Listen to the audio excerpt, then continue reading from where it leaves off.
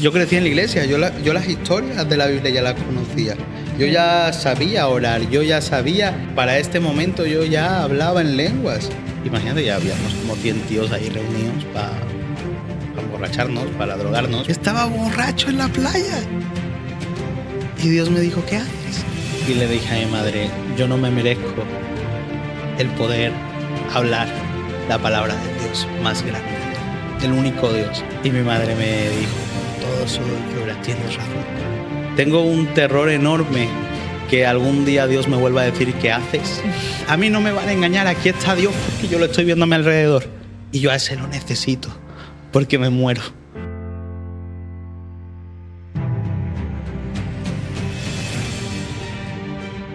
Bienvenidos, hola a todos, sean bienvenidos a Transformados, un podcast sobre testimonios reales de personas que han sido transformadas por el amor y el poder de nuestro amado Dios. Mi nombre es Yamila y mi anhelo es que a través de cada testimonio todos podamos ver y comprobar que nuestro Dios sigue obrando a día de hoy. Y en este primer episodio, por el que estoy súper emocionada, tengo el privilegio de presentar a nada más y nada menos que Isaac Ramos. ¡Wow! ¿Qué tal, Yami? ¿Cómo estás? ¿Cómo estás, Isaac? Bien, bien. Muchísimas gracias por estar aquí. Nada, de qué, muy entusiasmado, contento, honrado de ser el primero en dar mi testimonio, en compartiros un poquito de mi corazón.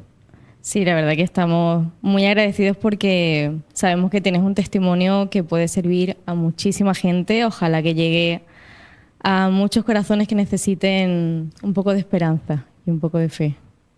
Sí. De hecho, ayer grabábamos nuestro podcast con Entre Ramos y yo hice un spoiler. Dije, va a ir una persona muy... que ha marcado mi vida como poco, ¿no? Como poco, ¿no? Y mi familia obviamente me refería a mí, pero sí, estábamos súper contentos. Sí, Entre Ramos es un pedazo de podcast, la verdad, con tu padre, nuestro querido pastor Gerardo. Sí. Tienen que verlo, también es increíblemente edificante y muy ameno, muy chulo, muy chulo. Sí. Pues si quieres, Isaac, me encantaría empezar por el principio de tu historia. Cuéntanos dónde naciste, cómo fue tu infancia. Genial, pues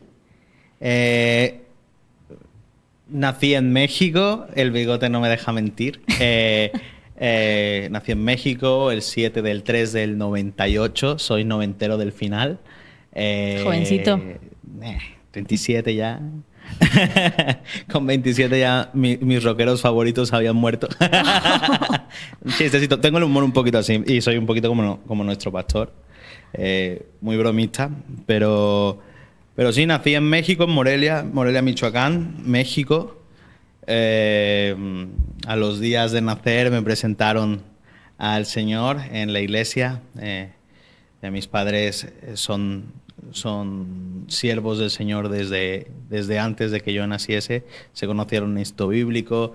Mi padre es de Ciudad de México, otra ciudad. Se crió en Chihuahua y en Morelia conoció a mi madre. Estoy yendo un poquito rápido porque esto es importante también, ¿no? Sí. Y yo soy el segundo de 3 hermanos. Esli, la princesa. Isaac, el autodenominado la oveja negra. No, está bien, porque oveja negra no es malo. Okay. Y Johnny el pequeño, que también es una denominación mala, porque Johnny no es el pequeño. Es el menor, pero no es el pequeño.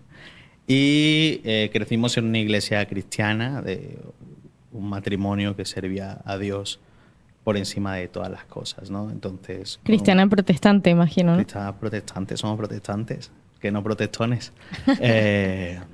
Pero sí, empezamos mis primeros años en la iglesia. La actual Más Vida en aquel tiempo era Vida Abundante y mis padres servían con jóvenes. Entonces mi infancia fue rodeada de jóvenes en la iglesia. Yo siendo un pequeñito siempre estaba rodeado de jóvenes. Los cumpleaños de mis hermanos, mi hermano decía, quiero que inviten a mis amiguitos. ¿Y quiénes son tus amiguitos? Y empezaba a decir los nombres de los chicos de la iglesia, ¿no? Y eran los jóvenes Eran los del jóvenes de la grupo. iglesia. En las navidades pues estaban jóvenes en mi casa. Si queríamos jugar rudo, mi padre decía, el que se lleva se aguanta. Entonces, si queríamos jugar con jóvenes, teníamos que aguantar las bromas de los jóvenes. Si queríamos hacer algún tipo de broma así, sabíamos que estábamos hechos de otra pasta. Claro. Entonces, así crecimos así. Mi hermana fue un poquito los brazos protectores, tanto mío y de mi hermano. Ella creció antes de tiempo para que nosotros no tuviésemos que hacerlo. Wow. Y bueno, crecí en la iglesia. Crecí en la iglesia y bajo muchos reflectores, pero eso más adelante. ¿Qué es lo que recuerdas así como con más cariño de esa etapa o algo que te despierte un sentimiento bonito? Éramos muy malos. Éramos muy, muy malos. En Morelia todavía se acuerdan de todas las travesuras que hacíamos. Nos ¿Sí? la pasábamos en la iglesia, entonces la mayoría de cosas se nos ocurrían hacer travesuras. Si acababan de echar cemento, lo rayábamos. Si éramos los niños que estábamos subidos a los árboles, éramos los niños que estaban... ¿Quién ha sido? Los hijos de los líderes. Y siempre éramos nosotros y los hijos de los líderes. O sea, eran nuestros padres como líderes y otros hijos de líderes, siempre la liábamos. Porque éramos los que más estábamos en la iglesia. Cualquier niño es travieso. Claro. Pero si hay un niño y otros niños que están siempre en la iglesia, por la travesura, ¿dónde la van a hacer? En la iglesia. Entonces... recuerdo con mucho cariño en mi infancia en la iglesia con mis amiguitos. Entonces, claro, siempre... Y desde ahí ya estaba el reflector un poquito. ¿Quién ha sido? Los hijos de... Entonces... Claro, ya sabían quiénes erais. Pero lo pasábamos muy bien. Nunca... La verdad que mi padre, hasta día de hoy, ¿no? Siempre ha sido un gran padre, es un gran padre. Si no, no tendría un podcast con él, ¿no? Sí, claro. Pero nunca nos... No dejó que... O fue un padre sobreprotector que no dejaba que hiciésemos cosas, ¿no? Al contrario. También como tenía como mi padre es así de alegre y tal, y mi madre también. Entonces, nunca tuvo miedo a que nos mancháramos la ropa, a que nos raspáramos las cicatrices de mi cara. Son reflejo de una infancia muy feliz.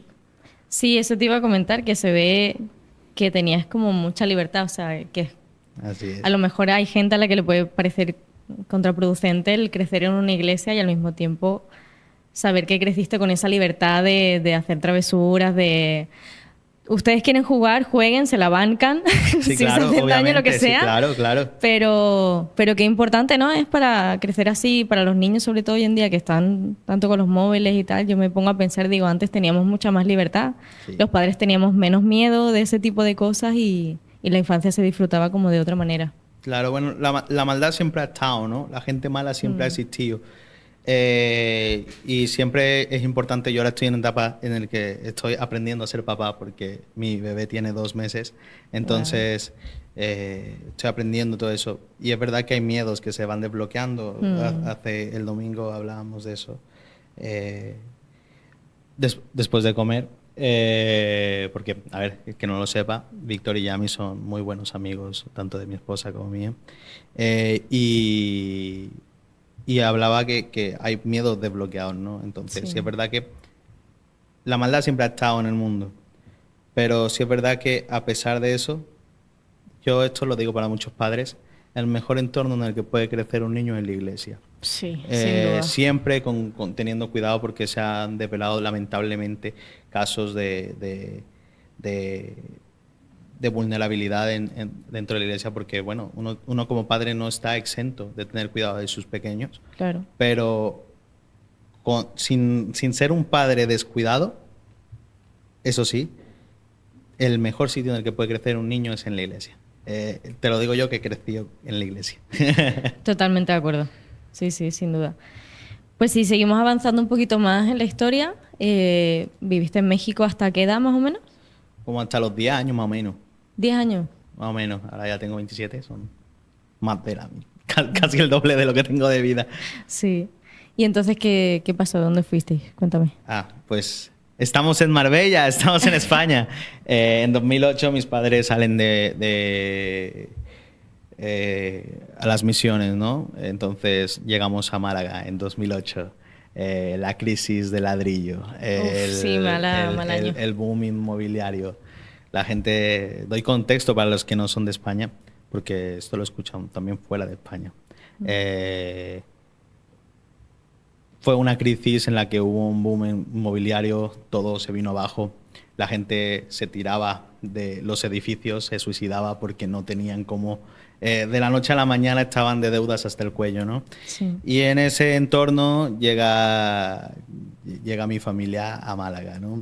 Yo recuerdo que el día que llegamos era un día de terral en Málaga, hacía muchísimo calor y todo me pareció muy diferente, ¿no?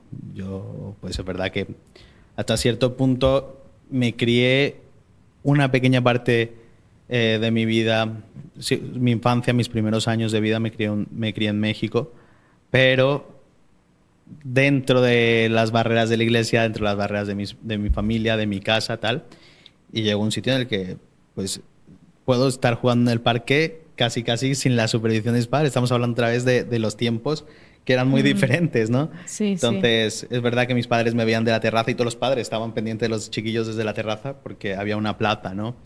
Entonces, mis padres empezaron a servir en una iglesia en Málaga, a servir con adolescentes. Porque ellos vinieron por un llamado. Ellos son a esta misioneros, tierra. claro que sí. Ellos venían con un llamado. Mi madre desde muy pequeña, yo no sé, la verdad no quiero hacer parecer a mi madre vieja, pero ella había un canal de tele cuando ella era pequeña que hablaba de misiones. Y ella desde muy chica en su casa no es que fuesen los mejores cristianos evangélicos, pero sí es verdad que había un remanente siempre en su casa. Y ella vio un programa en la tele, se llamaba World Vision, y estaban hablando de los misioneros en África. Y mi madre, siendo una niña pequeña, no sé si tendría 7 años o por ahí, empezó a llorar y dijo: Señor, yo quiero servirte en las misiones. Wow. Ahora ya está, no voy a decir su edad porque me va a matar, pero ya después de tantos años ya es abuela, eso sí, eso es su orgullo decir eso. Ella sigue con ese amor a las misiones. Y el día que Dios la reclame, ese día va a seguir enamorada de las misiones porque a esa mujer se corta un dedo y en lugar de sangre salen misiones. Entonces, sí, esa es la mujer que después Dios le dio la oportunidad en parte. Ella fue a Honduras, donde hay una comunidad muy grande de origen africano, que son los garífonas. Y ella estuvo en las chozas y tal, y convivió con la gente de raíces africanas, que ya obviamente son centroamericanas, porque ya son muchos años. Pero Dios la llevó enfrente del mar. Y ella vio el mar y el Señor le dijo: ya has tenido la experiencia, pero yo no te quiero mandar a África. Sí, muy cerquita, pero tú la vas a ver. No sé si estoy romantizando un poco eso, porque yo lo sé por oídas, pero mi madre iba a ver África del otro lado del mar. Wow. Y Dios la llamó a España, a la Costa del Sol. Y bueno, muchas fueron, eso le habló antes de que naciésemos nosotros, antes de que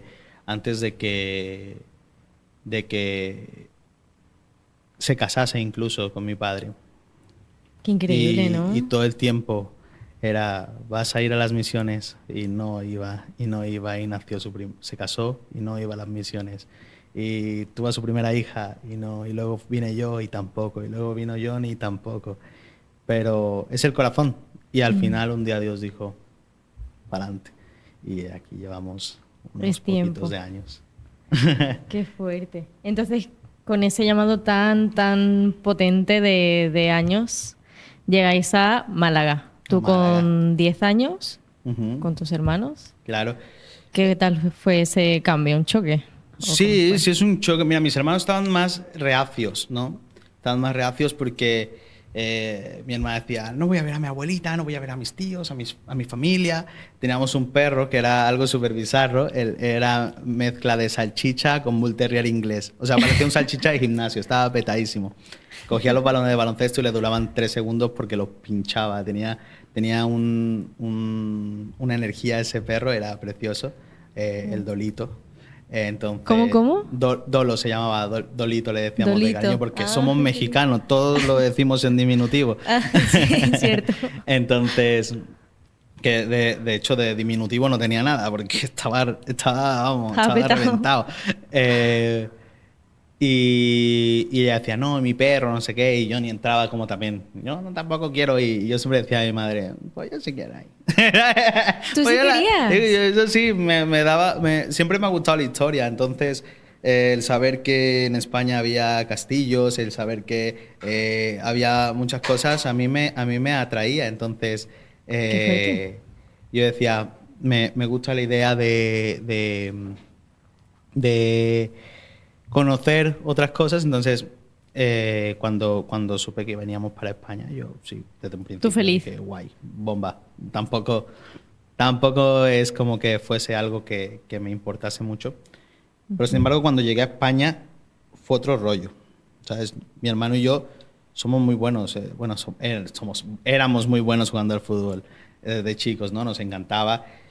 Y aquí en España les encanta el fútbol. Entonces, eso fue algo que nos ayudó a hacer amiguitos. A integrarnos. El problema fue cuando entré al colegio, ¿no? Nunca nadie me dijo Panchito, nunca nadie me dijo inmigrante, nunca nadie me atacó de esa manera, pero sí me aislaban. Sí hacían planes y yo notaba que era distinto. Entonces, claro, de yo ser un niño que no tenía complejos nunca, de pronto empecé a sentirme como, espera, aquí hay algo que no... Yo no soy igual que ellos. ¿Acaso ellos son mejores que yo? ¿Por qué se ríen de un chiste, me acerco yo y no hace gracia? ¿O por qué están hablando, me acerco yo y ya no hablan? Todo súper correcto. La sociedad es súper correcta. Pero si te quieres discriminar, te va a discriminar. Claro. Aunque no te esté insultando directamente. A veces la falsa modestia también es insultante. Sí. Pero sí, era un poco eso. Y bueno, no sé si seguir. Pero sí, porque tú llegaste aquí terminando la primaria. Sí, terminando la primaria. Justo en esa etapa tan complicada de preadolescencia, entrar a la adolescencia, exacto. La identidad. O sea, entonces, es una etapa... en sexto de primaria me cambian de clase. Ajá. Y en la clase en la que entro, los chavales son otro rollo. También yo creo que es mucho, y lo veo yo desde el punto que estoy viendo ahora, lo importante que es el ejemplo de los padres en los niños. Porque yo veía a estos niños que había... Uno llevaba una melena, su madre era súper hippie, otros les daba igual la vida, o sea, tenían otro rollo. Claro. Y para ellos era, está en mi clase Isaac, ¡qué genial! ¿Tú sabes qué bien juega este tío al fútbol? Ah, qué guay. No era, Isaac es de México. Me da igual que seas de México. Me gusta que seas Isaac, molas porque eres Isaac. Entonces, cuando yo llego a esta clase, soy un pavo real. Porque empiezan a valorarme. Entonces, en sexto de primaria, sí es verdad que pasa algo que explota mi seguridad al grado de volverse soberbia. Y ahora, pero también son por las heridas, ¿no? En un principio no se me valoraba y en el momento que se me valora, yo siento que soy Chicho Terremoto. Yo creo que soy aquí Vin Diesel. Y si es verdad que entro a la ESO, cuando entro a la ESO, yo ya conocía a gente grande. Yo ya conocía a chavales más grandes que yo. Y era el más chulo del barrio. O sea, yo podía pegarme con los de segundo de la ESO, tercero de la ESO, Y era tanto mi seguridad que yo sabía eso, hablando de un chaval que acaba de entrar a eso. Pero pegarte de físicamente. ¿Qué va?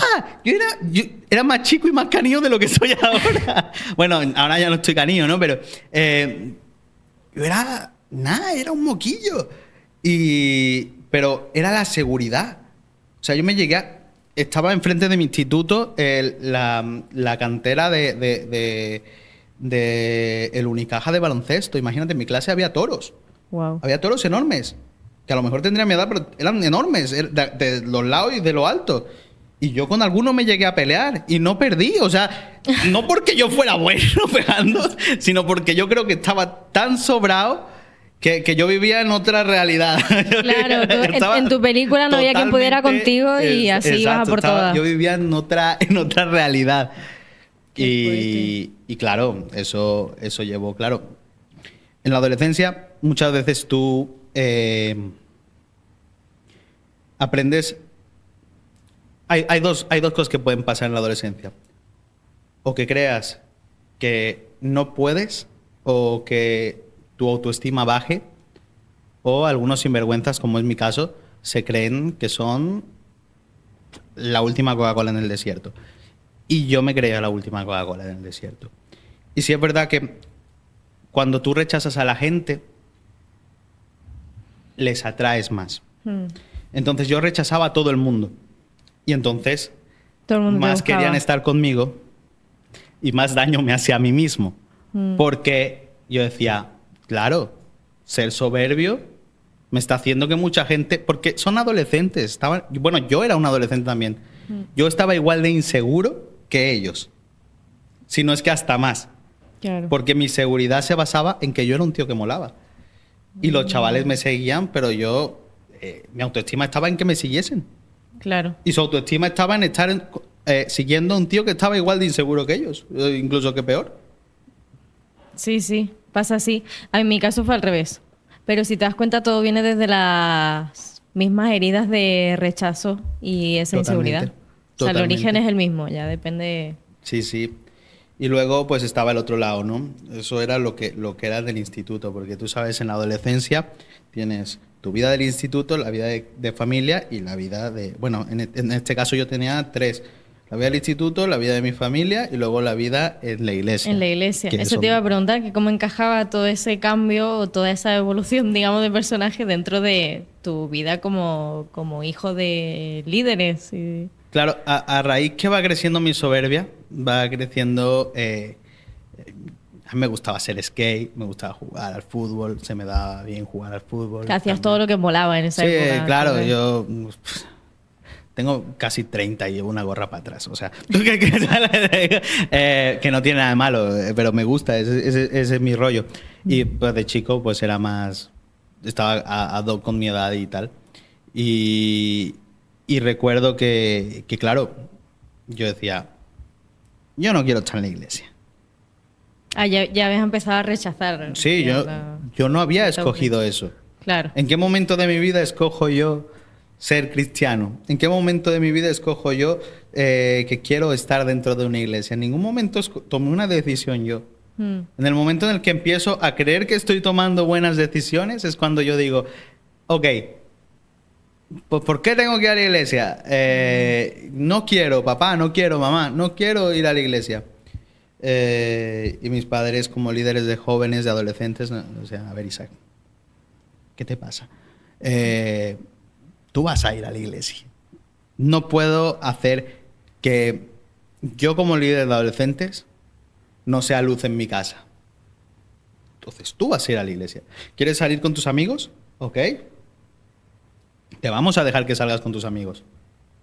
Pero no vas a salir con tus amigos si no vas a las reuniones de adolescentes. Claro. Primero vas a la iglesia y ya luego... Entonces, era un poco la dinámica. Yo voy al grupo de adolescentes para que me den permiso de salir con mis amigos. Entonces, claro, yo siempre fui respetuoso en cuanto a esto, porque siempre fui un poco liante. Yo pensaba, si la lío, si mis padres me dicen a tal hora llegas a casa y yo no llego a esa hora, no me van a dar más permiso. Claro. Si llego a esa hora, me van a dar más permiso. Y si soy puntual en la hora, me van a dar una hora de llegada más tarde. Entonces siempre yo jugaba con eso. Entonces, claro, había más confianza y yo tenía más tiempo para estar en la calle. Luego también yo me creía un pandillero en la calle y me junté con gente peligrosa. Las cosas como son, me junté con peña muy peligrosa. Y a medida que me acercaba yo a la calle, me alejaba de la iglesia. Y cuando te alejas de la iglesia, te alejas de Dios. Lo que no estaba en mis planes es que tengo una madre que es una guerrera en oración y que no me soltó. Y yo en ese tiempo, yo tengo ahora un podcast con mi padre, pero yo con mi padre no me podía ni ver. No me podía ni ver. En mi adolescencia no lo podía ver, era atacarnos todo el tiempo, ¿no? Y ahora es mi colega. Qué fuerte. Ahora es mi colega, ahora lo amo. Siempre lo he amado con todo mi corazón. Pero ahora me Habéis encanta podido estar con construir él. una relación. Exacto. Pero retrocediendo un poquito con el tema de, que me parece importante, Ujú. el tema de la juntera, como decimos aquí. Ujú. La gente con la que te empiezas a relacionar, con quien empiezas a hacer cosas que pues igual no están del todo bien. Me gustaría que contases un poco de eso porque es importante. A lo mejor nos está escuchando alguien que está justo en esa edad, que está justo empezando a tomar ese tipo de decisiones, Sí. que en el fondo sabe que están mal. A ver, arrójanos un poquito de luz. A ¿Cómo ver. fue? Vale. Yo empiezo a juntarme en las mismas pistas que antes me juntaba para jugar al fútbol. Pero claro, y había niñas jugando y nosotros, pero ya vas creciendo y te empiezan a gustar las niñas. Y ya con tus colegas quieres ser el más duro. Entonces, ya no te juntas en esa pista para jugar al fútbol, ya te empiezas a juntar para otras cosas. Yo me crié en un parque enorme que hay en Málaga, se llama el Parque del Oeste, y hay pistas de fútbol, pistas de baloncesto, hay un estanque de patos y hay unos rosales más al fondo donde se hacen muchos botellones, donde yo hice muchos botellones. Y empezamos a comprar la movie de rapero, a comprar el rollo de hay que ser más gángster que nadie, hay que ser un G, hay que ser hay que ser reales, hay que ser auténticos. Y mientras más intentábamos ser reales y auténticos, era más liada total. Entonces, en ese tiempo me acuerdo que nos llegamos a pelear con Peña. Yo ya tenía amigos que estaban trapichando, de amigos que vendían drogas, vendían tal. Yo vengo de un entorno en el que yo, a ver, no soy millonario y nunca lo he sido. Dios siempre ha provisto en casa. Pero sí es verdad que siempre he vivido en un barrio obrero. Entonces, tú vas a ver situaciones y gente que está peor que tú. Sí. Y yo tenía amigos que las fuentes de ingreso en su casa era que los padres vendían droga y que a veces venían con hambre, ¿no? Entonces, claro, yo en ese rollo yo empecé a ver droga muy cerca, muy de cerca. Empecé a ver violencia muy cerca. Empecé a juntarme con gente que estaba metida en esos ambientes muy de cerca. Cuando el ambiente que yo tenía muy de cerca era muy diferente. Claro. Entonces, pero claro, eso está romantizado. Eso te iba a preguntar, ¿nunca te dio miedo? ¿Nunca como que te soltó una alarma que dijo, uff, tengo que salir de aquí, esto no es bueno? O algo así. Era un poco locura, porque entre más como temorcillo, entre más las tripas me sonaban de los nervios, más Tupac me sentía más rapero. Decía, soy súper real, soy un G, soy un gángster, soy increíble. Y por otro lado, yo creo que mis padres pensarían, este tío lo hemos sacado de México para que se meta en pandillas ahora en España. No es posible. Claro. Pero mis padres obviamente pues, me veían mi actitud, me veían mis pintas, me veían a lo mejor si tenía los ojos rojos, sabían que no estaba bien. Pero mis padres tenían otros métodos. Porque, a ver, desde chico se profetizó a mi vida que yo iba a predicar del Evangelio, de que yo antes de saber nada mi madre, te conté, cuando tenía como 7 años vio World Vision, ¿no? Y desde que era así de pequeña, ella sabía que cuando tuviese un hijo le iba a llamar Isaac. Isaac es el hijo de la promesa. Yo no es que me sienta ahora aquí más que nadie, pero Dios ya había puesto algo en mí. Sí. Sabía que para mi vida ya había una promesa, ya había una bendición. Eso es más grande. Los planes que Dios tiene para mi vida son más grandes que yo. Sí. Entonces, recuerdo que sí, me daba la adrenalina, ¿no? Yo me sentía enorme y me sentía más chulo y más guay que el resto de mis amiguitos. Y te gustaba. Y me encantaba. Y buscabas flipaba. esa... Yo me sentía claro. Scarface, o sea, y mis colegas decían, es que el Isaac es una locura. Es que el Ramos es una locura. Que es que encima cuando estás en un ambiente que te alienta, que vive en la misma peli que tú... Y decían, no, es que el Ramos... Yo soy amigo del Ramos. Ah, no te pelees con él. O de pronto mi hermano tal, no sé cuánto, se juntaba con chavales que eran más tranqui y a lo mejor el matón de la zona iba a molestarlos y de pronto veían que era mi hermano y decían, "Che, es hermano de Isaac, no podemos hacer nada". Ponenlo. O sea, es bastante más chungo que nosotros. Entonces, todas esas cosas pues alimentaban más a mi ego. Imagínate. Claro. No sé si llegar ya a ese punto, pero... Sí, me imagino que llegaría un momento de quiebre, porque eso a largo tiempo, o sea, sabemos que ese camino a buen puerto no suele llevar. Sí, mira, yo me acuerdo mucho de la conversión de Saulo, que me habías dicho antes que lo has estado leyendo. Impresionante. Yo, de hecho, si en el momento que yo tengo un hijo, yo le quiero poner Pablo, no porque suene bonito, no porque tal, no, porque a mí la figura de Saulo de Tarso, de Pablo, es increíble, es uno de mis personajes favoritos de la Biblia. Sí. Creo que es un auténtico ejemplo, aunque en su origen no haya sido el mayor ejemplo, ¿no? Y creo que hay algo clave, ¿no? Que es cuando se habla de la conversión de Saulo, que él queda cegado cuando está buscando cuando está persiguiendo a los cristianos. Sí. Y yo siempre lo he dicho, y lo he dicho cuando me ha tocado compartir mi testimonio, que es que cuando uno tiene un encuentro personal con Dios, no puede ser el mismo. Y yo me encontraba en este momento de persecución. Mis padres ya habían venido a Marbella. Pasaron cosas. Mis padres abren iglesia en Marbella. Empiezan a picar piedra aquí. No estaba ya esta iglesia. Pero empezaron a hacer reuniones con uno, con dos, qué fuerte. Quien fuese. Y yo estaba todavía estudiando, entonces yo tenía que terminar mis estudios en Málaga. En Málaga. Y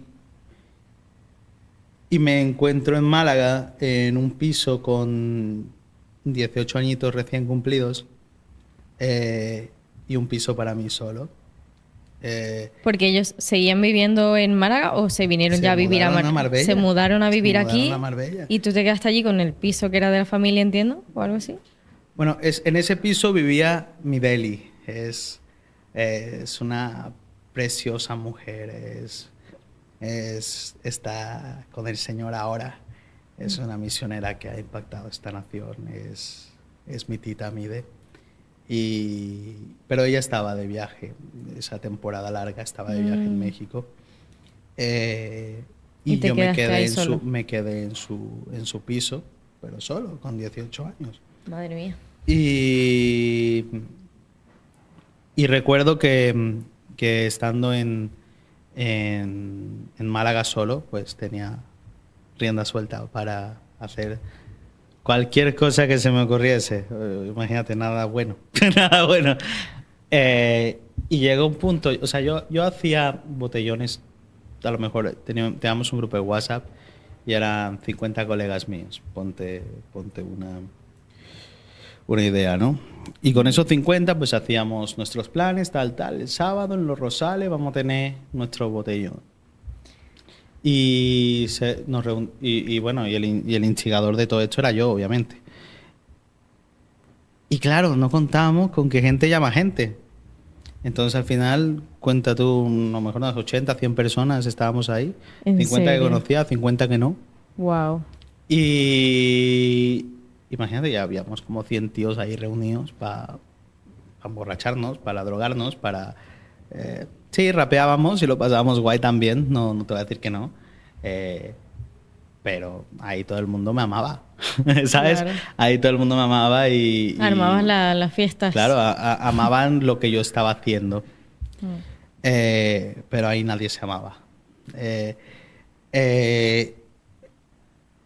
Y el Parque del Oeste termina en el Paseo Marítimo.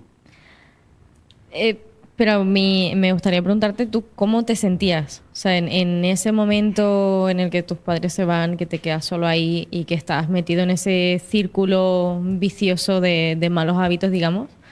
¿Realmente tú cómo te sentías? Porque de fuera se puede ver, tú me entiendes, para la sociedad de ahora, lo que sea, y más a esa edad se puede ver muy guay, pero normalmente no suele tener un trasfondo tan guay. Entonces, si nos quieres contar un poquito de eso.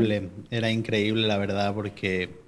O sea, te voy a contestar como yo pensaba en ese momento. Era increíble. Yo era más chulo que un ocho. Era el único chaval de mi edad que vivía solo. Era peli, ¿sabes?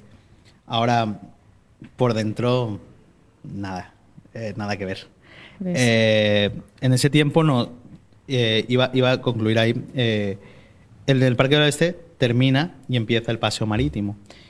Y claro, yo tenía la opción de irme a dormir a mi casa a la hora que fuese. No me iban a regañar nadie, porque nadie se iba a enterar a la hora que yo llegaba a mi casa.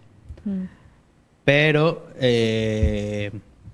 los chicos, mis amigos, es verdad que no podían llegar a la hora que fuese a su casa. Entonces nos íbamos ahí donde había unas balsas y botes de algunos pescadores que dejaban en la playa de Sacaba un poquito más lejitos. Y nos llevábamos mantas, nos íbamos a dormir ahí, a la playa. Qué fuerte. Y yo también lo hacía. Me había convertido en un chico más del montón. En un chico más del montón perdido. Ese era yo. Entonces, yo recuerdo que estaba... en una ocasión, recuerdo decirle a un amigo... En la madrugada me desperté y le dije, no, vea, me he dormido borracho, me he despertado borracho. Y nos reímos todos. Y al mismo tiempo sentí mucho vacío en mi corazón. A la siguiente que lo volvimos a hacer, me desperté, bueno, no me había dormido. Dejé a mis colegas, a todos donde estuviesen, no sé, me perdí. Y empecé a caminar en la orilla de la playa, solo, borracho, con frío, triste. Hace una hora era el rey del mundo, ahora me encontraba solo, me encontraba en la oscuridad, me encontraba triste, me encontraba indigno. Podía ir a mi casa a dormir, pero no pude, porque me sentía indigno. Aunque nadie en mi casa me estuviese esperando, yo me sentía indigno de dormir bajo un techo. Y en ese momento, yo siempre lo digo, cuando te habló Dios, ¿qué fue? ¿Qué momento? ¿Vino alguien? Te apareció estaba borracho en la playa. Y Dios me dijo, ¿qué haces? Y Dios te habló. Y Dios me habló y me dijo, ¿qué haces? Y yo empecé a llorar. Porque cuando tú como mamá y yo como padre ahora, todavía no he vivido eso como padre, pero me tocará. Cuando papá te dice qué haces, no es porque tu padre no sepa lo que estás haciendo. Es porque sabe lo que estás haciendo, pero es que quiere que te des cuenta de lo que estás haciendo. Si has abierto la caja de rotuladores y estás manchando todo y te dice, ¿qué haces? No es porque no sepa que ya has pintado la pared, no es porque no sepa que ya te has manchado, no es porque sepa que ya has roto la punta de los rotus. Es porque, ¿qué haces? Es una llamada de atención. Sí. tengo un terror enorme que algún día Dios me vuelva a decir ¿qué haces? Porque eso significa que es una llamada de atención. Y en ese momento yo me puse a llorar y entendí que lo que estaba haciendo no estaba bien. En ese momento empiezo a llorar, dormí en la playa, ¿no?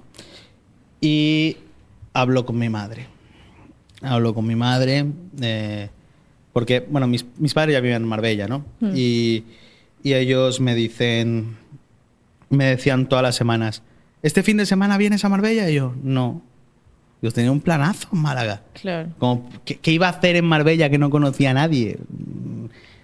Súper aburrido. Yo no conozco a nadie en Marbella. En Málaga tengo un nombre. Marbella no soy nadie.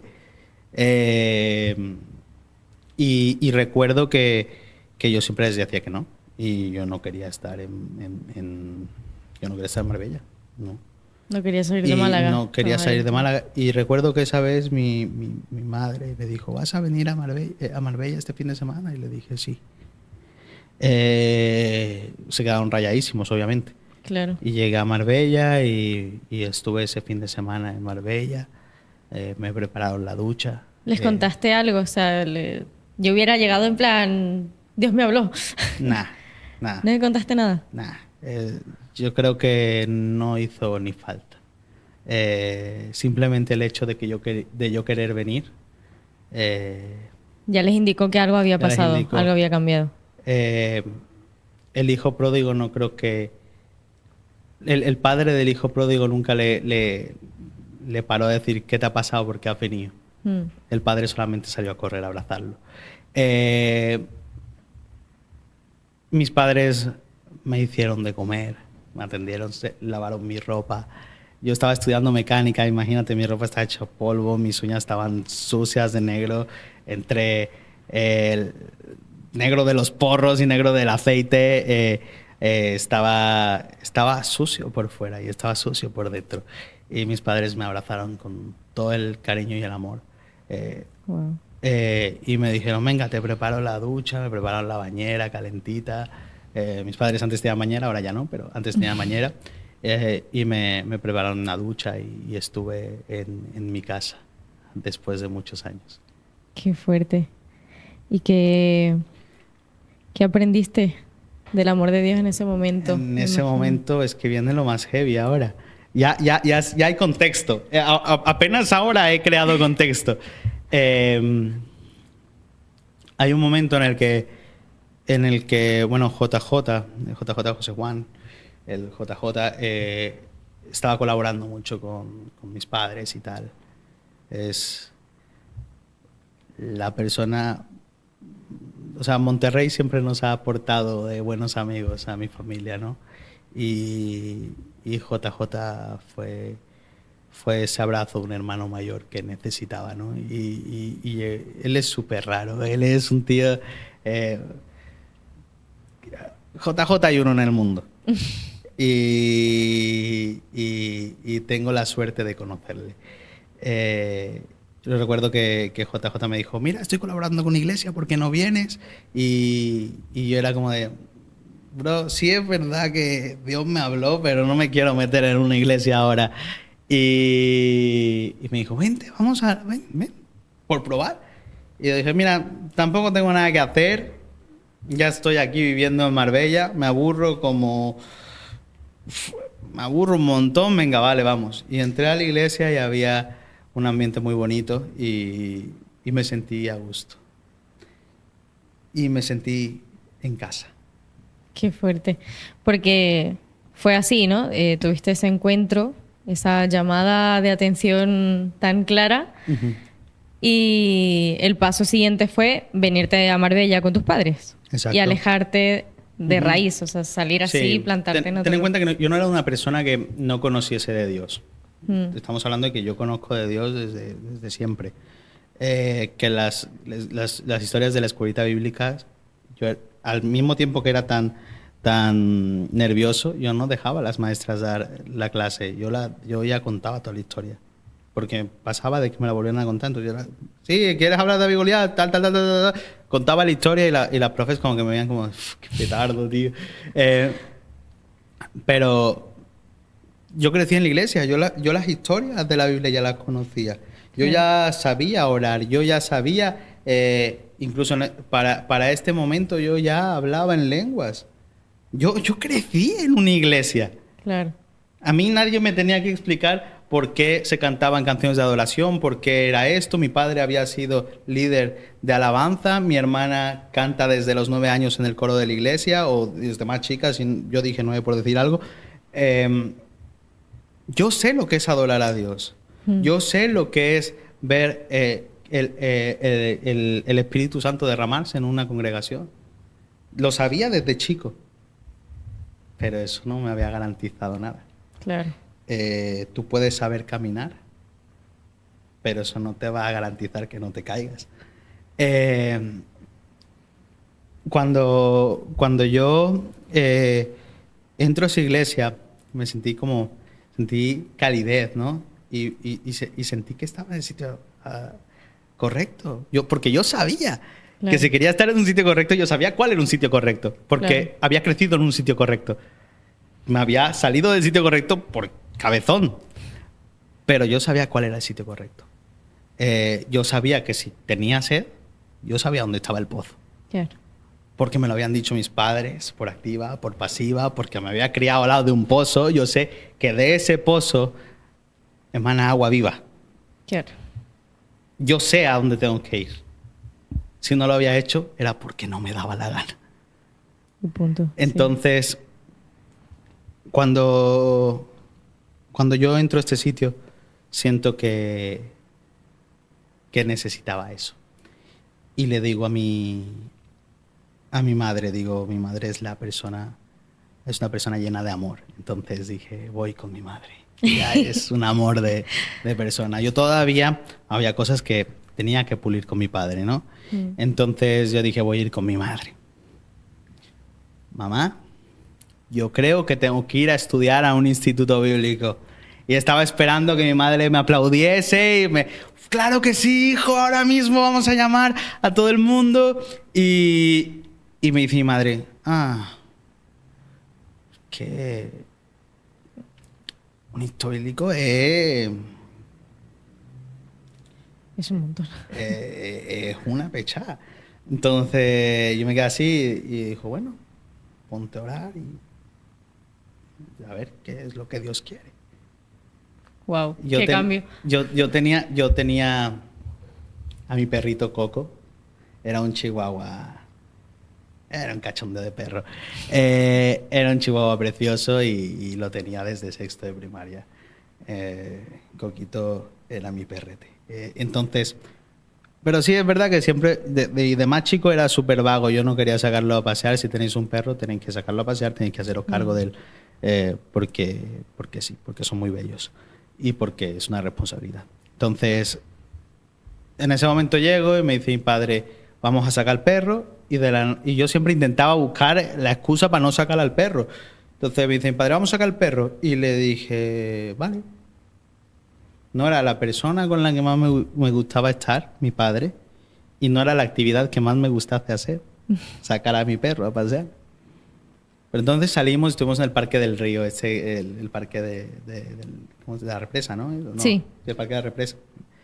Y en el Parque de la Represa me dice mi padre, tú tienes que ir a estudiar un instituto bíblico. Dios mueve las cosas, Dios hace las cosas como Él quiere. Sí. Y le dije, sí. Entonces, yo sigo asistiendo a la iglesia, todo este rollo. Y un día me siento tan indigno. Me sentí, valga la redundancia, como el hijo pródigo, ¿no? Pidiéndole a su padre que le deje ser uno de sus siervos nada más. Yo sé que no vale la pena que yo ya me he gastado mi herencia. Déjame ser uno de tus jornaleros. Déjame tal. Y su padre le puso un anillo. Y le dijo, no, tú eres hijo mío. Entonces yo tenía un hijo que pensaba que estaba muerto y está vivo. Y recuerdo, pero en ese momento me sentí indigno. Y fui llorando con mi madre otra vez. El gángster fue a llorar con su madre otra vez. Y le dije a mi madre, yo no me merezco el poder hablar la palabra del Dios más grande, del único Dios. Yo no tengo cara después de todo lo que he hecho. Yo no merezco el poder pronunciar el nombre de Jesús porque no merezco. No me lo merezco. Es un privilegio que no merezco. Y mi madre me dijo con toda su dulzura, dijo, tienes razón. Y me dijo, porque de lo vil y lo menospreciado del mundo escogió Dios para avergonzar a los sabios. Y lo que... ¡Ah! Voy a llorar. Y lo que no es para deshacer lo que es, para que nadie tenga... Estoy parafraseando un poco, pero para que nadie tenga un concepto más elevado. Y yo entendí que no era que yo fuese valioso, es que hasta yo le puedo servir a Dios. Y ahí entendí, no estoy aquí porque sea bueno, es porque hasta en mí el Dios más grande del mundo puede reflejar su amor, porque hasta en mí puede reflejar. Y si no lo hace en mí, lo va a hacer en cualquier otro. Pero yo quiero hacerlo. Recuerdo que esa conversación me metió otra vez como, venga, va para adentro. Y en 2017 fui a estudiar al Instituto Bíblico. ¿Entraste al Instituto Bíblico? Al Java. Mi alma amateur, o mi alma mater, ¿no? Mi alma amateur es como algo que es novato, ¿no? Sí, no, mi alma mater es FM Aljaba en el Estado de México. Y yo iba a ir a otro instituto bíblico, uno que se llama Epicentro. Epicentro estaba muy lejos, estaba en Monterrey, en la otra punta del país de México. Y luego ya me esperaban en otro instituto bíblico que se llama Piedras Vivas. Ya me esperaban. Claro, mis padres son pastores, son misioneros. Obviamente había institutos a los que podía ir, ¿no? Sí. Pero el pastor de mis padres decide que no, que yo necesito algo más heavy y me mandan al Java. Y yo llego al Java, dije, bueno, me van a tratar con cariño porque soy hijo de pastores, entonces tienen que tratarme un poquito con cariño. Pero no, ahí me mostraron, tú eres igual que el resto, aquí no hay... ¿Vienes de España? Pues muy bien, esto es México. Aquí eres uno más, aquí... Bueno, no sé si en algún momento pensaron que yo había vivido algún privilegio por vivir en España, que yo creo que alguno pensó eso, pero no, nada que ver. Pero viví las cosas de otra forma. Llegué a... No sé si ya vamos por ahí. No. Sí, tú dale. Con total libertad. Llegué a México, llegué al Java. De pronto me encontré sin nadie que conociese. Eso parecía casi centro de rehabilitación, ¿sabes? Había de todo. Había chavales que querían conocer de Dios, chavales que eran muy buenos cristianos y querían aprender más. Y había chavales que eran unos auténticos tazos dorados, ¿no? Que eran, no los aguantaban ya sus padres, que decían, estáis metidos en cosas mucho más graves de las que estaba yo metido en un momento, y que estaban ahí básicamente obligados, ¿no? Vale. Entonces tenía a los pijos, tenía a los que estaban a un paso del calabozo, tenía a los que, o más bien a los que era o calabozo o aljaba, y decidieron aljaba. Tenía a los chavales buenos cristianos y tenía a la gente tranqui, y yo me juntaba con todos y era uno más. Entonces era un popurrí de gente muy gracioso. Pero cuando llego me dicen, sí, sabemos qué tal, pero aquí todos somos iguales. Y te cortaron el rollo rápido. Y me cortaron el rollo. Nada, a ver, sí pensaba que a lo mejor iban a tener, pero no, eso fue totalmente distinto. Y estudiando teología pura y dura, estudiando un montón de cosas, Me decían, bueno, tú vienes aquí con recomendación, pues adivina qué. Como vienes con recomendación, tú no apruebas con un 5. Bueno, aquí se aprueba con 5, en México se aprueba con un 6. Y me dijeron, pero aquí exigimos excelencia. Tú vienes recomendado, tú creciste en una iglesia, entonces tú deberías saber muchas cosas. Entonces, como tal, tú con un 8 apruebas. Wow. Y yo, ¡ay, señor! Me hacen un examen de acceso, ¿no? De acceso, como para saber cuánto nivel teológico tenía. Nada, qué vergüenza. No, en la segunda pregunta yo estaba nervioso porque eran cosas básicas que cualquier chico que había crecido en la iglesia debería de saber, pero que no sabía contestar. Cualquier persona que haya crecido en la iglesia va a pensar, yo ya sé un montón. Pero te digo que si te ponen un examen súper básico, el que llega al 1 ya sabe mucho. Wow.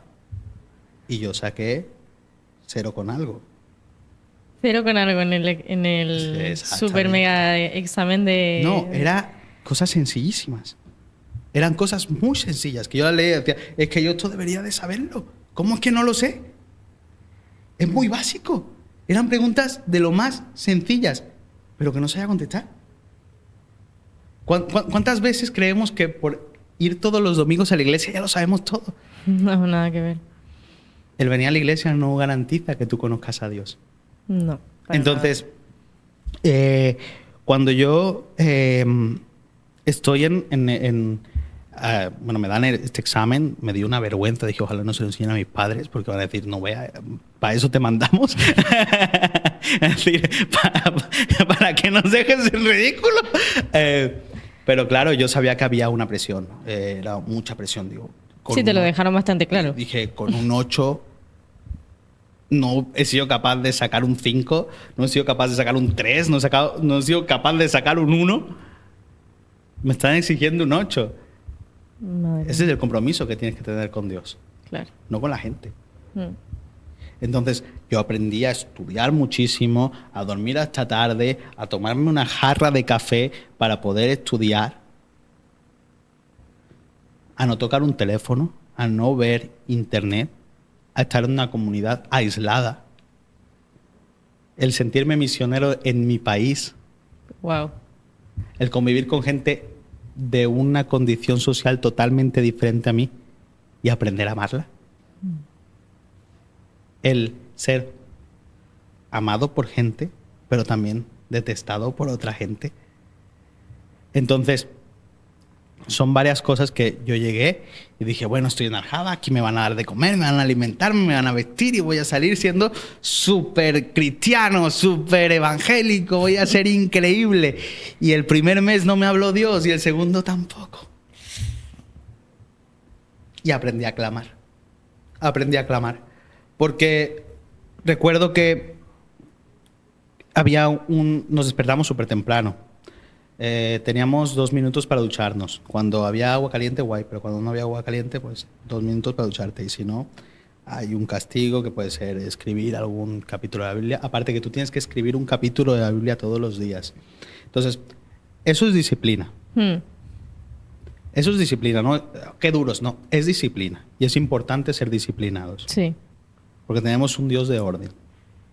Y muchas veces no tenemos orden. Está bien hacer disciplina. Sí. Y entonces, a mí me disciplinaron mucho ahí. Un poquito, demasiado, pero me disciplinaron. Y también por esa disciplina fue que yo pude tener un encuentro con Dios. Porque recuerdo, eso era, pues te despertabas muy temprano, 2 minutos, te cambias y vas a desayunar. A ver, cuéntanos cómo fue ese encuentro tan deseado con Dios. Bueno, es así. Te voy a... La rutina es la siguiente. Te despiertas muy tempranito, sobre las 6 de la mañana, 7, tal, y te das 2 minutos para ducharte. Pim. Luego tienes el desayuno. Desayunas en un comedor con tus demás compañeros, guay. Te das cuenta, el centro de formación es como un campus de una universidad. Tienes todo. Entonces, ya tú vas, pero pasa que ahí no tienes una persona que se encarga de la limpieza, tú no tienes una persona que se encarga de... Habrá gente del staff, pero unos pocos, unos 3, y somos un montón, éramos un montón de chavales. Entonces, claro, tú te encargabas de hacer la limpieza, pero a ver qué te tocaba. Todos los días se repartían las tareas entre los alumnos. Entonces, a lo mejor, después de desayunar, decían, ahora te vas a fulanito, sutanito y merenganito, se van a limpiar los baños. Martita, merenganita y la otra se van, les toca los baños a las mujeres. A tal persona le toca le toca cocina para lavar los platos y tal, y limpiar el comedor. Entonces, se repartían tareas, y después de esas tareas, tú ibas al devocional. Cuando terminabas y empezaba el devocional, y era un momento de alabanza por la mañana. Era un momento de administración. Tenías tu momento de administración y luego empezabas con clases. Así se empezaba el día en Aljaba. Okay. Y luego eran 3 horas de clases, obviamente. No, obviamente, digo obviamente porque yo estuve ahí, pero eran 3 horas de clases con intervalos, ¿no? Entonces, yo recuerdo que yo llegué, el primer devocional, súper contento, venga, aquí va a empezar la cosa, aquí va a caer la presencia, haceros a un ladito, porque voy a brillar. Aquí vais a ver lo que viene desde Málaga. No, y recuerdo que yo empecé, bueno, Dios, que estaba ahí, mira, vengo de Málaga, ya vine aquí. Aquí estoy. Háblame. Silencio total. Y yo como de... ok, no pasa nada. La siguiente vez, bueno, Dios, ya nos adaptamos. Segundo día. Ya, ¿no?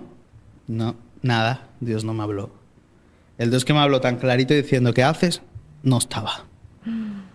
Estaba en un sitio en el que yo veía al de al lado ser ministrado, llorar a las lágrimas. Dios estaba haciendo un mover en su vida. El del otro lado igual, el otro igual, el otro igual, el otro igual.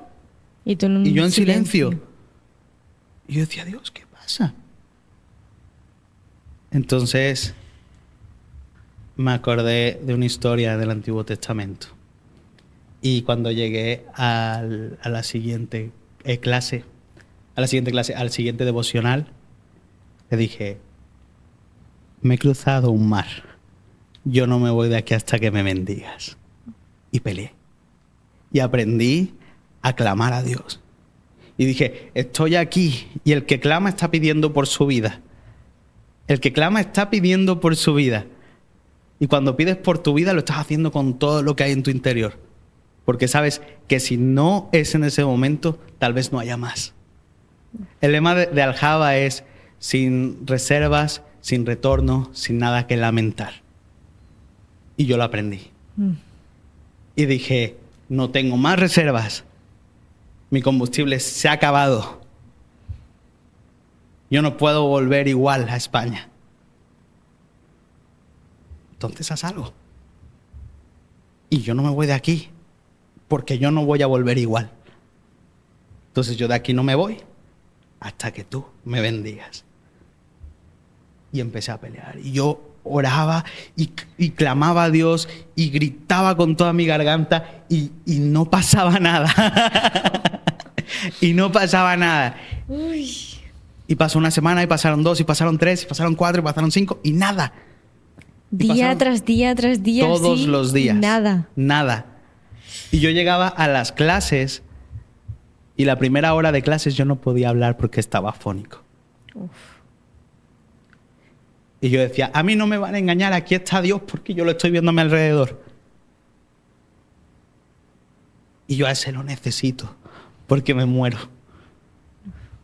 Y aprendí a clamar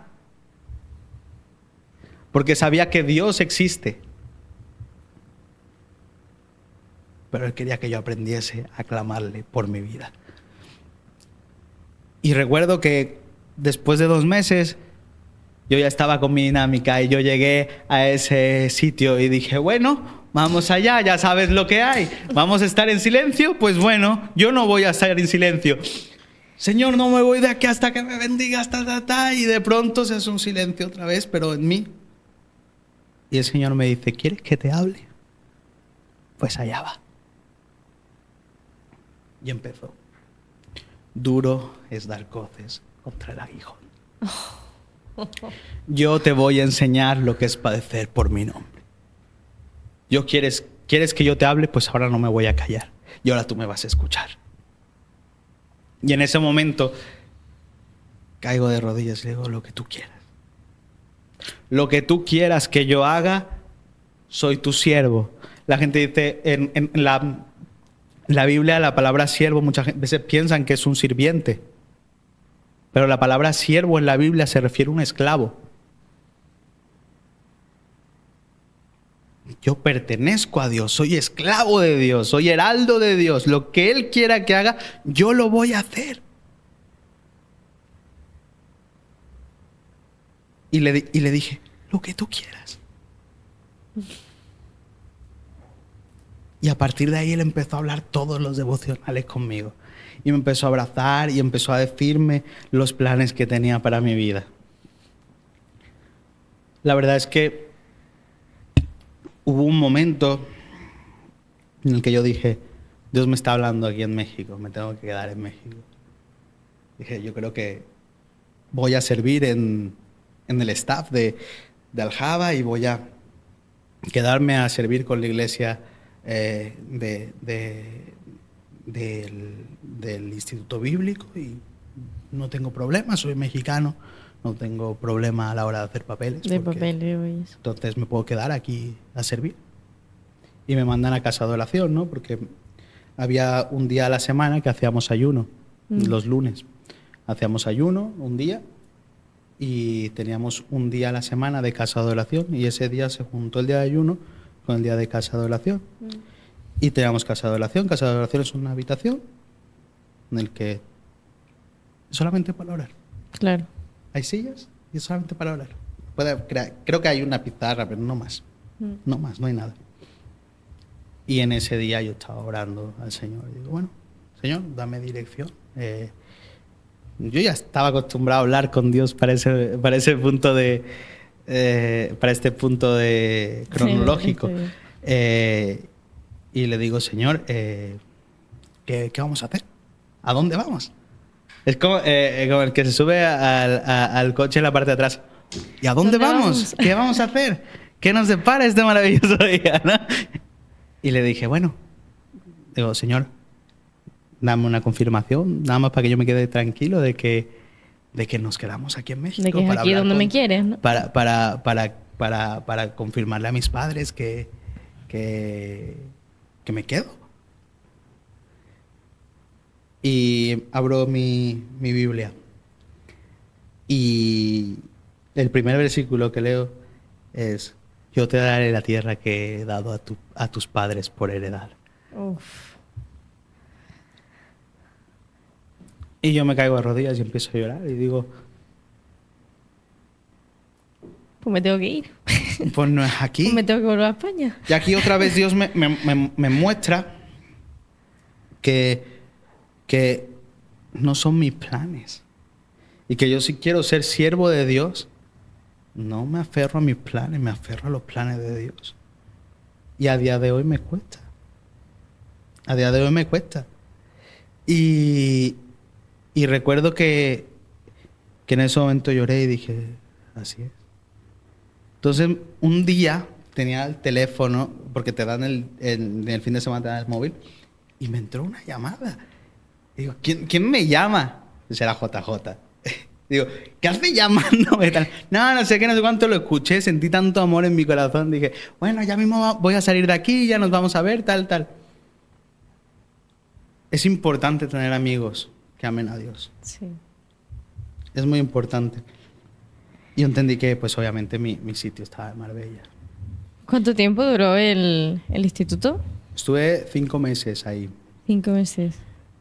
También yo no podía estar más tiempo por el tema de mi residencia.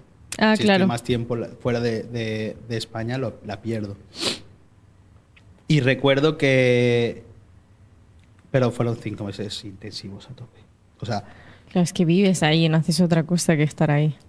Fueron muchas cosas. Mira, yo al principio, ¿te acuerdas cuando...? Bueno, obviamente te acuerdas porque lo hago contar. Cuando llegué, Dios no me hablaba, para empezar. Y había gente incómoda con que yo estuviera ahí. Estamos hablando de que en México, ¿no? En el Estado de México hay pues muchas pandillas, de verdad, y no lo que yo creía que eran pandillas, ¿no? En México hay unos problemas de seguridad grandes. Entonces, había un chico que sus padres eran pastores de una pequeña iglesia ahí en el Estado de México. Y este chico, pues, había estado con narcos de verdad. Era un tío que tenía tatuados los nudillos, que tenía, bueno, los nudillos y todo el cuerpo. Un tío grande, calvo, así, grandote. Y él no me quería, porque yo era un chavalito que llega de España. O sea, esta era la visión que él tenía de mí. No ha tenido un problema en su vida. Su problema es que quiere conocer de Dios y se ha venido a un campus. Y claro, México no es que haya tantos gente de fuera. A ver, yo soy mexicano, yo al final de cuentas, entre comillas, sí era de fuera, pero no era de fuera. Entonces había mucha gente que se me acercaba y me preguntaba, oye, ¿cómo es España tal, esto, aquello? Yo al final de cuentas yo no hablo como un mexicano cerrado. Yo no tengo el acento tan fuerte de mexicano. Y ahora lo tengo, pero porque mi esposa tiene el acento más marcado y se me pega. Pero yo en ese momento hablaba más malaguita, vamos, que el chiquito de la calzada. Entonces, cuando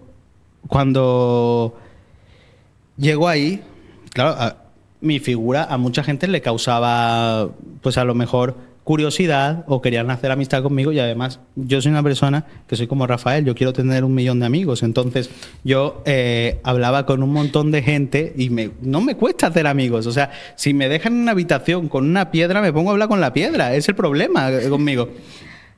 Entonces yo me empecé a llevar bien con todo el mundo y este chaval decía, su cosmovisión de mi persona era, este no ha tenido un problema en su vida. A este no le ha faltado de nada. Este viene aquí creyéndose que es más que nadie. Entonces me tenía un coraje. Seguramente sus papás son pastores. Seguramente en México hay pastores muy grandes que viven muy bien. Entonces él pensó, si este es hijo de pastores y en España seguramente que ellos viven de lujo. Claro. Tenía una idea súper equivocada de mí. Y yo recuerdo que a mí me costaba mucho adaptarme a México, porque pues es verdad que es otra cultura, es otro humor. Yo echaba de menos mi casa también, y más cuando te sientes que Dios no te está hablando, que tú te has movido con todas tus esperanzas para... Me sentía totalmente solo. Entonces, yo recuerdo que este tío era muy desagradable. Encima estaba su litera al lado de la mía.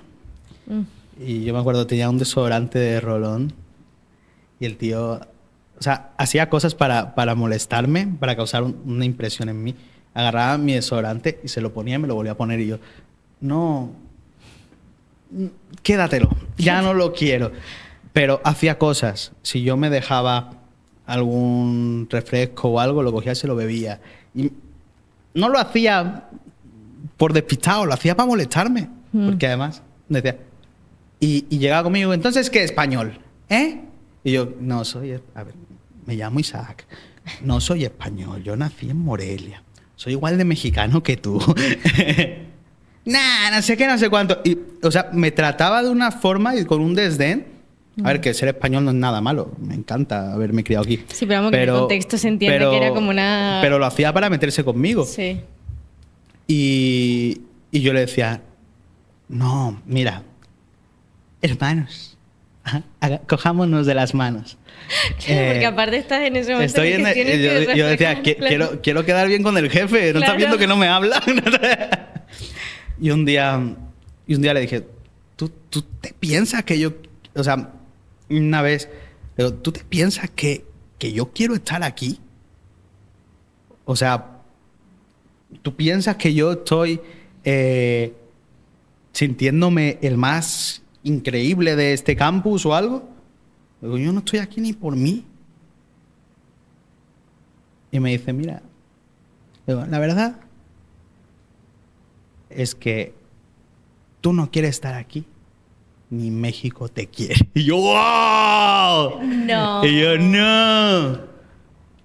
Y se me hizo un nudo en la garganta. Y arriba de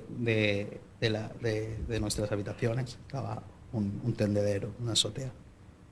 Y hay un volcán muy grande en el Estado de México, se llama el Popocatépetl, nombres aztecas.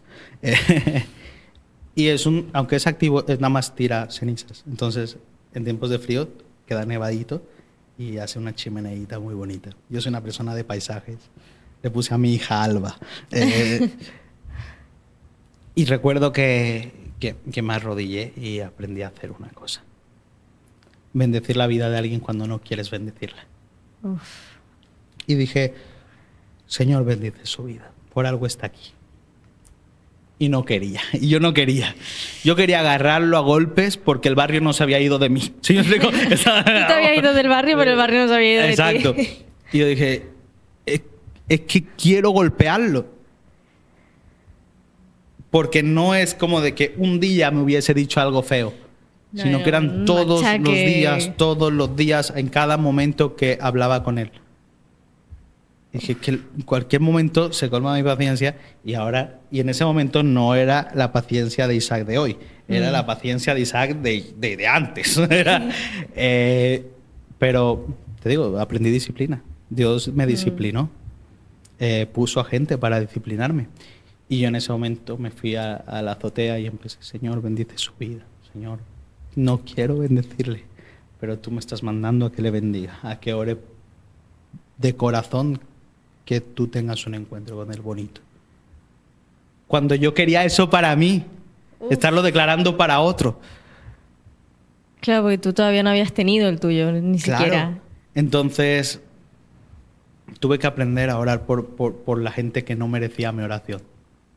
Porque yo no merecía la oración tampoco de mi madre, yo no merecía la oración de nadie. Yo no merezco la oración de nadie.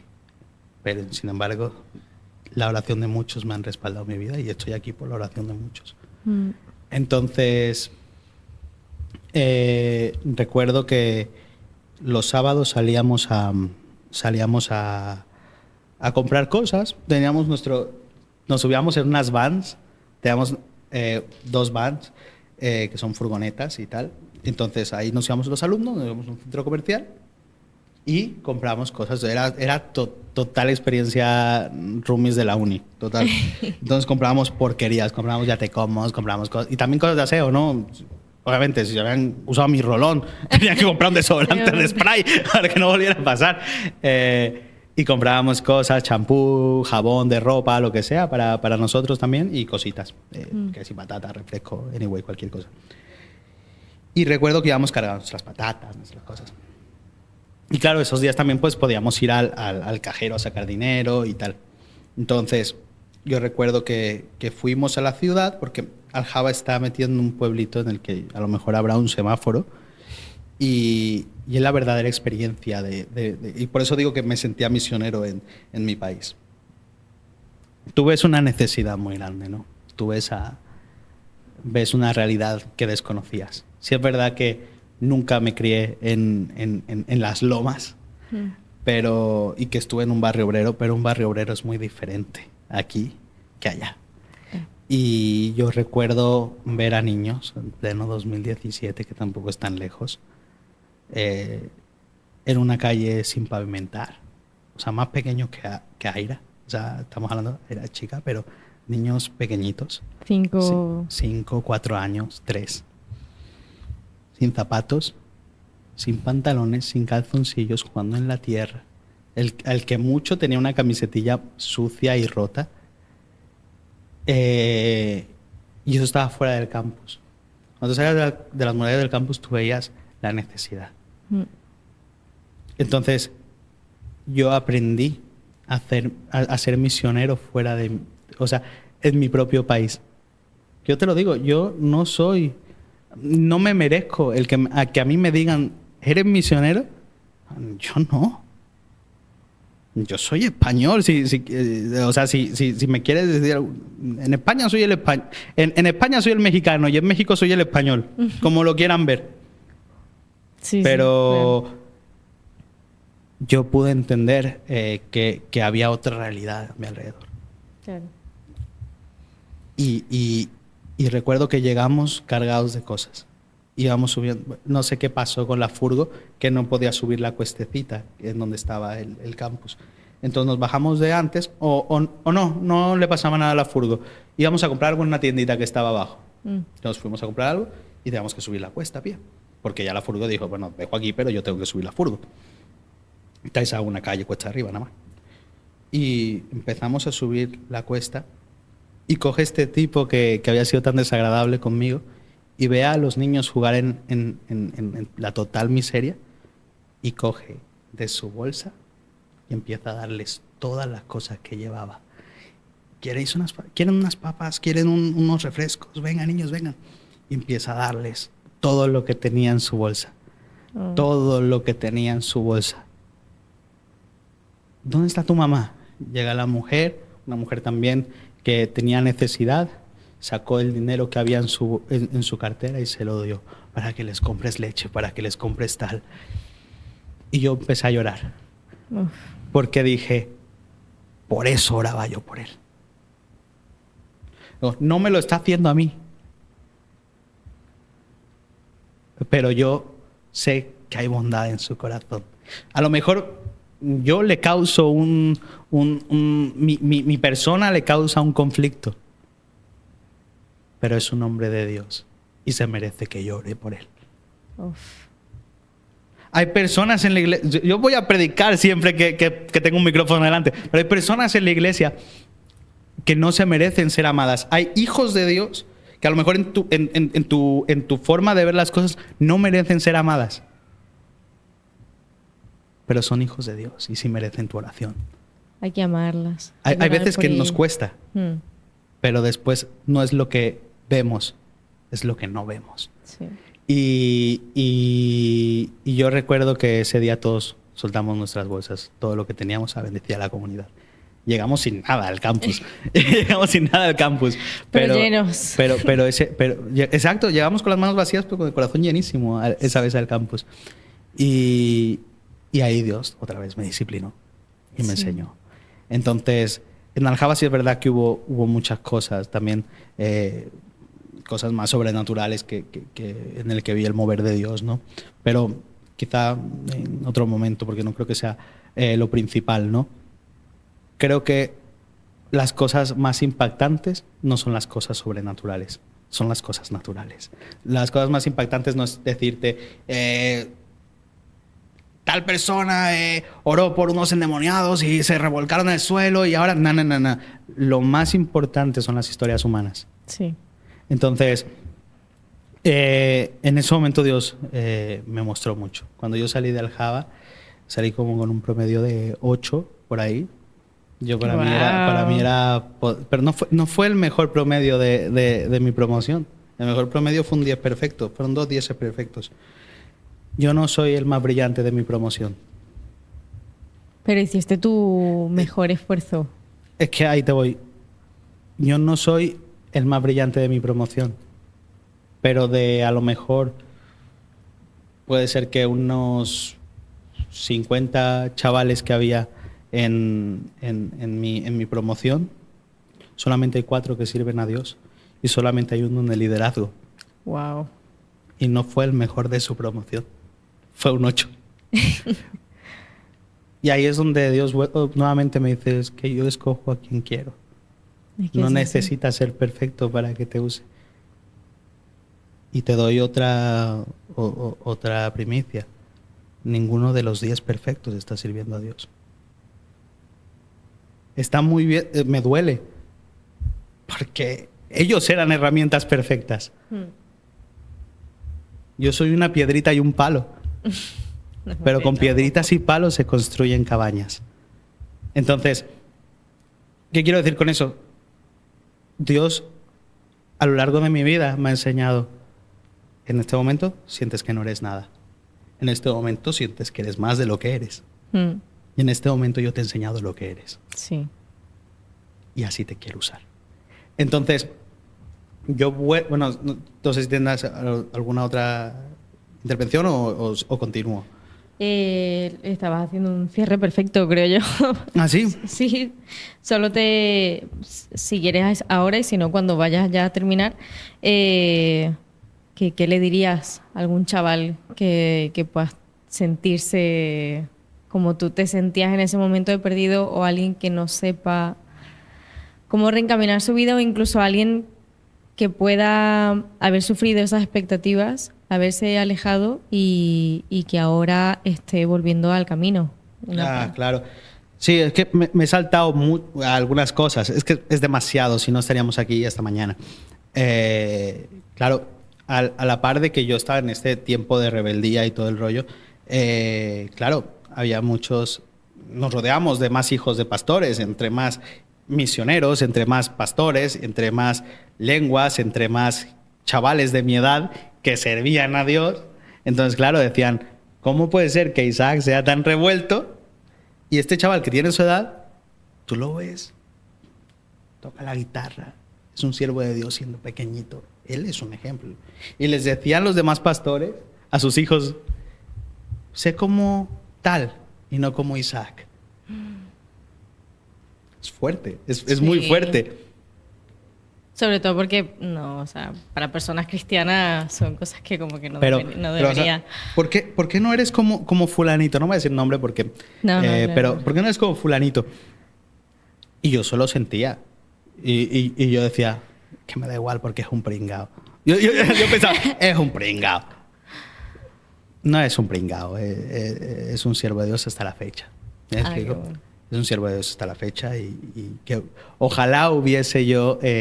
no, ojalá y no. Es que uno puede decir ojalá y yo hubiese sido así de constante, pero Dios no me habría enseñado lo que me enseñó. Claro. Entonces, ni podría dar testimonio de lo que estoy dando testimonio hoy. Pero qué bonito, es algo muy bonito el seguir a Dios de esa manera desde tan pequeño. Pero sí es verdad que cuando Dios empieza a obrar en mi corazón, entiendo, es que las ovejas negras también son bonitas. Es que las ovejas negras también son necesarias. Y lo que le diría a una persona que está así y que a lo mejor siente rechazo o que puede sentirse que no vale para la obra de Dios, mi mensaje es, las ovejas negras son importantes. Porque nada va a hacer, si te pones otra lana, va a seguir siendo una oveja negra con lana blanca. La lana negra es importante también. Lo único diferente es que son más escasas las ovejas negras. Pero cualquier oveja es merecedora de que se dejen todas para irla a buscar. Exacto. Cualquier oveja negra es preciosa, no es sinónimo de oveja mala. Oveja negra es preciosa. Yo soy una preciosa oveja negra. Y me encanta porque en mi iglesia somos un rebañito de ovejas negras. Sí, real. Y cuando la gente ve mi iglesia dice, ¡qué diferente es! Digo, claro, porque somos diferentes. Sí, así es. En la diferencia está la diversidad, y en la diversidad hay amor, hay alegría, es bonito. Sí. Vivimos en un país lleno de diversidad. Tal cual. Habemos latinos, habemos árabes, habemos de un montón de sitios. Habemos españoles, hay de un montón de chinos, hay de todos lados. Y ahí está lo bonito. Y ahí está lo bonito. Claro. Entonces, yo creo que en una iglesia sana tiene que haber muchas ovejas negras. Sí, así es. En una iglesia sana debería haber muchas ovejas negras, creo yo. Wow. He llorado un par de veces, ¿eh? Yo también. No sé si se me ha llegado a ver, pero he llorado un par de veces. Nada, solo darte las gracias de verdad por abrir tu corazón una vez más, contar tu testimonio y ponerlo al servicio del Señor precisamente, claro que sí, para que pueda inspirar, llevar fe y esperanza a mucha gente que puede sentirse así como una oveja negra, pero inútil, claro, o poco valiosa, y es todo lo contrario, la verdad. Para el que no lo sepa, yo voy a presumir un poco de mi amigo. Ahora es padre de familia, tiene una familia preciosa, una mujer increíble y una bebé recién nacida que es la oración contestada de muchos, Sí. puedo decir. Sí, lo es. Es líder de jóvenes, es mi líder.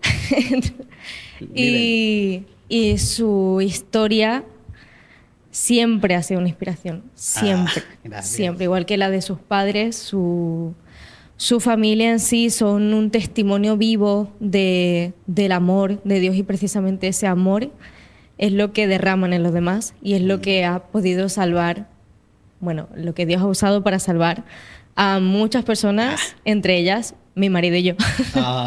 Creo que no es poco. Ahora me hace llorar tú a mí. Así que solo le quiero dar gracias a Dios por la vida de cada uno de ustedes y la semana que viene tendremos el testimonio de Fer, su mujer. También no se lo pueden perder. También ha cambiado mi vida. También ha transformado la vida de mi familia. Así que muchas gracias, amigo, de verdad, De que gracias a ti por el espacio. por apoyarnos siempre en cada una de nuestras locuras. Siempre, siempre. Y a los que nos escuchan y nos ven, gracias por estar ahí, de verdad.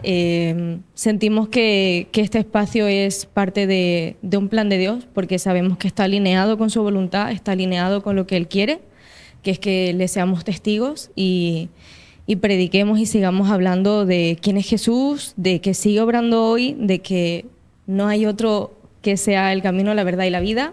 Así es. Y conozcas o no conozcas de Él, creo que abrir un espacio a que la gente pueda contar cómo te cambia la vida conocerlo es importante. Y si no lo conoces, te animo a que lo conozcas. Dale una oportunidad porque no hay vuelta atrás. Todos vivimos un Jabat en nuestra vida cuando llegamos a los pies de Cristo. Claro que sí. Así que bendiciones a todos, que Dios los bendiga y nos vemos la siguiente semana. Muchas gracias. Chao.